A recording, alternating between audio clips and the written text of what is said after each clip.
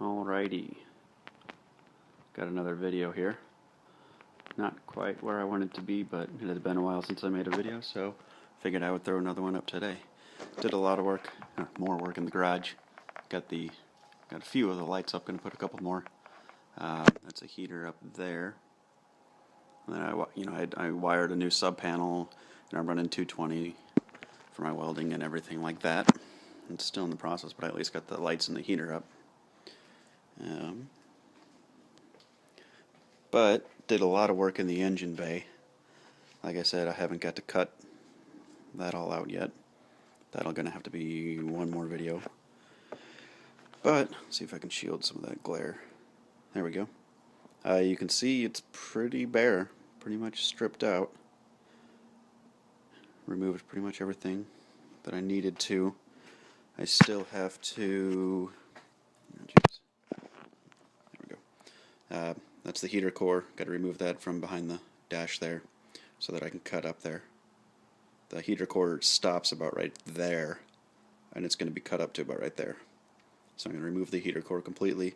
These brake lines, I'll show you the tool I got in a second, but I'm going to bend these so they go up and over. And then these bolts are going to be, I'll use one of those to mount the ABS delete. Put that there. And then the passenger side brakes will be all taken care of. The rear brakes will be taken care of because it's closer to the passenger side. I don't have to worry about the line from the original ABS delete not being long enough with me moving it up. But going over to the driver's side here, I'm going to have to extend that line maybe a foot or so. Not a big deal, but that'll be the brake situation taken care of. That's the main fuel line. I'll straighten that out a little so it looks a little better, but I'm going to be using that line. I'm going to have the fuel line kind of tuck underneath here because it has to go to the other side. Actually, the fuel pressure regulator is going to be mounted right here. So the return, I'll bend the return up to meet up there, and then the fuel pressure regulator, which has a built-in return, the Corvette one, will mount there. Then the lines will go over here and into the fuel rail. I'm going to take out the steering rack and the axles, and then I can get cutting. But you can see it's come a long way as far as stripping down. Still trying to figure out my final plan for the subframe. I think what's going to happen is once it's cut on both sides right here, you got just this little section that needs to be braced. It had that bar going over the top that wasn't strong enough. And then the loop underneath the motor. I think what's going to happen is I'm going to brace this to, I might make a bar that goes down to this piece right here, so it's got that big strong frame there. I might connect it to the other part. I don't know, I got a lot of ideas running around in my head. Here's what I bought.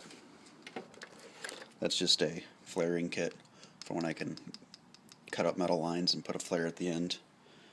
And then this is kind of a rudimentary brake line bender made by Eastwood. You can put the brake lines in there so they don't kink, and bend them how you want. Yeah, I mean, just a lot of work cleaning that up. Don't think I've ordered any. Well, I ordered the skillered front splitter, but I don't know when that'll come in. He's got to make them still. But nothing special ordered for the actual build itself. Just a lot of prep work still. But it's starting to warm up. It's not negative 20 anymore.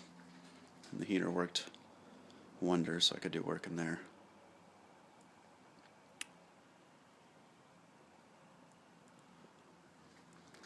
But it's coming along.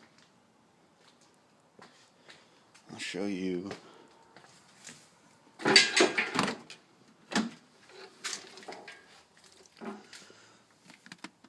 There's the heater core right there. I got to get in there and clean that up. Or, I'm sorry, just take it out. And then you can see how much extra space that'll give me. I can go all the way to the top there if I really wanted to. Obviously I won't, but yeah. That's where it sits.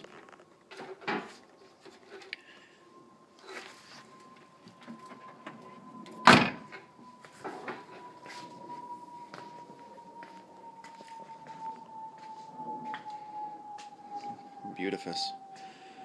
Alrighty. I guess that's it. Don't really have anything else. Peace out.